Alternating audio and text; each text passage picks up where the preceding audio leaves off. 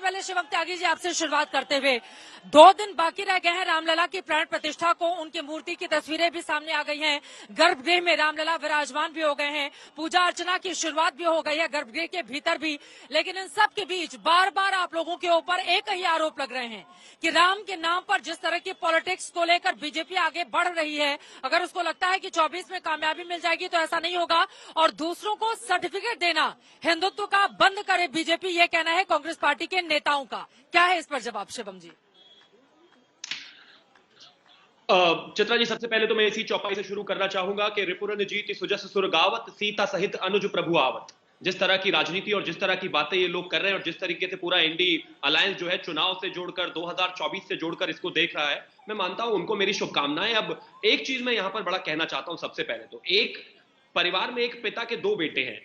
एक बेटा जो है अपने पिता का ध्यान रखता है, उनके पैर दबाता है, उनके खाने पीने का ध्यान रखता है, उनके स्वास्थ्य का ध्यान रखता है, उनके तबियत का ध्यान रखता है, हर चीज का ध्यान रखता है। दूसरा बच्चा है जो बेटा तो है लेकिन बावजूद उसके जो है वो माता पिता की सुनता नहीं, उनको मानता नहीं, उनकी एग्जिस्टेंस को नहीं मानता, उनकी बात को नहीं मानता। तो माफ कीजिए, आशीर्वाद तो उसी बच्चे को मिलेगा जो अपने माता पिता की प्रेम करता है, उनसे प्यार करता है, उनकी पूजा अर्चना करता है, उनका सम्मान करता है। अब जो अपने माता पिता को मानते ही नहीं, उनको कैसे आशीर्वाद मिलेगा? तो यही बात है यहां पर मर्यादा पुरुषोत्तम भगवान श्री राम की एग्जिस्टेंस को जो लोग नकारते हो और उसके बाद वो कहते हो कि भारतीय जनता पार्टी राजनीति कर रही है। नहीं, हम राजनीति नहीं कर रहे हैं। और भारतीय जनता पार्टी छोड़ दीजिए, आप भी अयोध्या में है, मैं भी अयोध्या में हूं। आप देख रहे हैं किस तरीके से ये दिव्य भव्य अयोध्या में आयोजन है, किस तरीके से राजनीतिक कार्यक्रम छोड़ दीजिए, किस तरीके से देश के हर कोने कोने से आम जनमानस आया हुआ है। कोई रो रहा है, कोई हंस रहा है, कोई गा रहा है, किसी ने सालों से पगड़ियां नहीं पहनी, कोई पैदल चलकर आ रहा है। मैं मानता हूं इसको राजनीति से ना जोड़ा जाए, सांस्कृतिक कार्यक्रम है। लेकिन हाँ, कुछ लोगों को राजनीतिक नुकसान होते हुए नजर आ रहा है तो वो इसको जोड़ रहे हैं। बादल देवनाथ जी, आपके पास आते हुए, अब राजनीतिक नुकसान जिन लोगों का हो रहा है वो सर्वधर्म संभाव का आयोजन करा रही हैं, ये कहना है भारतीय जनता पार्टी का। आपके आयोजन को लेकर जो 22 जनवरी को होना है पश्चिम बंगाल में, उस पर बार बार बीजेपी की ओर से तल्ख टिप्पणी की जा रही है और हिंदू विरोधी करार दिया जा रहा है। इस पर क्या है आपकी प्रतिक्रिया? मैडम जय सिया राम। मैडम, उससे पहले मैं एक बार भगवान विष्णु का नाम लेना चाहता हूँ। ओम नमो ब्राह्मण देवाय को ब्राह्मण हिताय च जगत हिताय कृष्णाय गोविंदाय नमो। पापो हम पाप कर्म पापात्ता पाप संवत् त्राहिमान् पुंडरीकं सर्व पापो हरो हरि। ओम नमो भगवते वासुदेवाय नमो। ओम नमो भगवते वासुदेवाय नमो। ओम नमो भगवते वासुदेवाय नमो। मैडम, ये राजनीति नहीं, सामने लोग अब 2024 लोकसभा चुनाव है, इसलिए मोदी जी को अधूरा मंदिर में उद्घाटन करना, प्राण प्रतिष्ठा करना जरूरी है, समझ लिया। लेकिन मैं देश के राजा को मैं एक बार आपके चैनल के माध्यम से अनुरोध करूंगा, हे देश के राजा, 4 शंकराचार्य जो नहीं रहेंगे तो आपका काम अधूरा रह जाएगा। और ये अधूरा काम मत कीजिए। वो राम है, भगवान विष्णु का 7वां अवतार है, 8वां अवतार कृष्ण, 9वां अवतार बलराम, 10वां अवतार कल्कि है। राम को लेके कोई बचपना नहीं चाहिए। राम को लेके प्राण का प्राण प्रतिष्ठा करना चाहिए तो जरूर आप खुद जाइए, 4 शंकराचार्य को लेके आइए, आप खुद जाके उनको निमंत्रण इनवाइटेशन कीजिए और उसके बाद ये काम को पूरा कीजिए। चौथा बात है, ममता दीदी ने उस दिन को बंगाल में संगति दिवस अर्थात सर्वधर्म दिवस, जो इलेक्शन कमीशन ऑफ इंडिया का जो रूल्स है, सभी धर्मों को लेके चलना होगा। इसलिए ममता दीदी ने बंगाल में संगति दिवस के लिए एक रैली का बुलाया गया है। उसमें सारे धर्मों, सिख, ईसाई, क्रिश्चियन, मुस्लिम, सभी धर्मों का लोग रहेंगे उस संगति रैली में। इसलिए हम सब कहते हैं, राम के लिए हमारा कोई प्रॉब्लम नहीं है। जय सिया राम बोलिए, जय श्री राम नहीं, जय सिया राम। सीता माता को जो 10 नाम है उसमें तृतीय और 3rd नाम है सिया। सिया के साथ का नाम सिर्फ राजनीति नहीं, राम के नाम पर चांदा नहीं, राम के नाम पर वोट नहीं, राम के नाम पर जय श्री राम बोलने में क्या दिक्कत हो गई? जय श्री राम, जय सिया राम, जय श्री राम बोलने में क्या दिक्कत हो गई? एक सेकंड सर, सुनिए एक सेकंड। बादल देवनाथ जी, अभी मैं बस्ती से आ रही हूँ और वहाँ पर लोगों से मेरी बातचीत हुई। सरयू उस पार बस्ती है, सरयू इस पार अयोध्या है वहां पर ऐसे बहुत सारे कार सेवक मुझे मिले जिनके घर के बच्चों को गोली मारी गई थी 1990 में। कोई 14 साल का था, रो रहा था, कोई 22 साल का था, कोई 25 साल का था। उन लोगों को गोली मारी गई और वो लोग रोते हुए नजर आए आज मेरे सामने। तो अगर कोई जय श्री राम, जय सिया राम, राम तो एक ही है ना, राम में विभेद कैसे किया जा सकता है? ये तो राजनीति के लिए आप लोगों की ओर से गढ़ी गई परिभाषा है। राम में किसी भी तरह का कोई, और जब श्री राम रामलला के रूप में विराजमान होंगे, उस गर्भगृह में सीता जी तो है नहीं, क्योंकि जन्मस्थान पर गर्भगृह में रामलला की मूर्ति को स्थापित किया गया है। तो अगर वहां पर जाकर कोई जय श्री राम बोलता है तो क्या दिक्कत हो गई? जय श्री राम के नारे में आप लोगों को क्यों लगता है कि यह भड़काने वाला बयान है? क्यों इस तरह की बातें कर रहे हैं आप? मैडम, जय सिया राम बोलना चाहिए। सिया मतलब सीता माता के साथ बोलना चाहिए।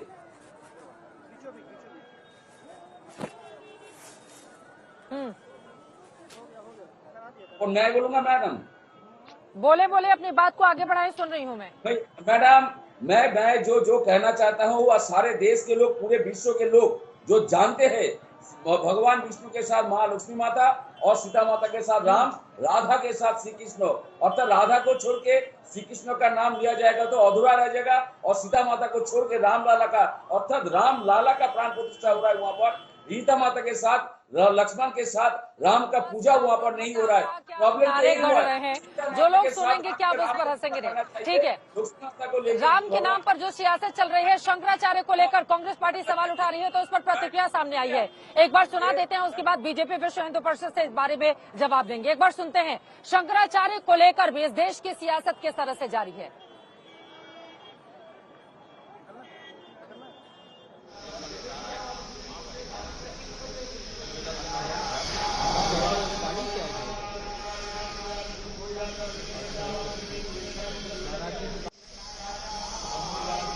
कांग्रेस के लोग कह रहे हैं बीजेपी ने इसको इवेंट बना दिया है, राजनीतिक आयोजन बना दिया है, जबकि ये धार्मिक आयोजन था। तो आप आ जाओ, तो वो नहीं रहेगा राजनीतिक आयोजन। जैसे अखिलेश का तो मुझे नहीं पता, क्योंकि समाजवादी पार्टी तो कार सेवकों की हत्यारी पार्टी है, लेकिन अन्य नेताओं को तो निमंत्रण गए हैं, खड़गे जी को और अन्य लोगों को, तो वो आ जाएं। तो वो आ जाएंगे तो कहीं कोई प्रॉब्लम नहीं रहेगी, फिर तो राजनीतिक नहीं रहेगा ना। उनका नहीं आना इसको राजनीतिक बना रहा है। समाजवादी पार्टी और कांग्रेस एक होकर के कह रहे हैं कि ये जो अब आयोजन है, इसके बाद राहुल गांधी अपनी न्याय यात्रा निकाल रहे हैं। 2024 में वो ही इसका कहा जाए 2024 का चुनाव जीतेंगे और बीजेपी को इसका लाभ नहीं मिलने वाला है। मेरे को ये लग रहा है कि जब से भारत बना है, आजाद हुआ है, वो चुनाव हुए, तब से सबसे कम सीटें आएंगी विपक्ष की। इतनी कम सीटें पहले कभी नहीं आई होंगी, ढूंढे नहीं मिलेंगे। और इसका कारण राम मंदिर का विरोध नहीं, इसका कारण है कि इनकी भूमिका पूरी नकारात्मक रही है। नकारात्मक भूमिका पर कभी कोई खड़ा नहीं हो पाता, उड़ जाता है, खत्म हो जाता है। तो नकारात्मक भूमिका जब रहेगी विपक्ष की, तो फिर उसको जनता निकारेगी। भारती को आप सुन रही थी, उनकी ओर से ये तमाम बातें कही गई हैं। वरुण पुरोहित जी, अब आपके पास आते हुए, क्या विपक्ष राम के नाम पर सिर्फ नकारात्मक भूमिका का निर्वहन इस वक्त कर रहा है? ये मौजूदा स्थिति बन गई है। धन्यवाद, आप अयोध्या नगरी का इतना पावन चित्र हमको दिखा रहे हैं, घर बैठे दिखा रहे हैं, उसके लिए बहुत आपका धन्यवाद। आत्मा प्रफुल्लित है, पूरा देश राममय है। परंतु अगर विपक्ष अपनी राजनीतिक सूझबूझ, गहराई की अपर्याप्तता, अभाव का परिचय नहीं देता और भारतीय जनता पार्टी अपने पूंजीवादी पाखंड का मार्केटिंग नहीं करती, पॉलिटिकल इमोशनल एक्सप्लॉयटेशन का प्रयास नहीं करती, तो और ज्यादा आनंद आता। जहां तक शंकराचार्य जी का और निर्वाण अखाड़े का, धर्मदास जी का, इन सब धर्माचार्यों की बात है, देखिए वो हम इतने सब विद्वान नहीं है, जो चाहे बीजेपी के हो चाहे कांग्रेस के हो, जो उनके बारे में टिप्पणियां करें, वो अपने आपस में बात कर लेंगे। आज की जो है, मैंने आपको पहले भी कहा, इनको विराम देना चाहिए इन सब बातों, नेगेटिविटी को, और 22 तारीख का राममय जो वातावरण है उसका आनंद लेना चाहिए। अब चीन को लाल आग दिखानी है, 2 करोड़ रोजगार लेने हैं, या रोटी रोजगार का संकट है, ये सब बातें पार्लियामेंट का सेशन आ रहा है 1 तारीख से, उसमें उठाई जा सकती।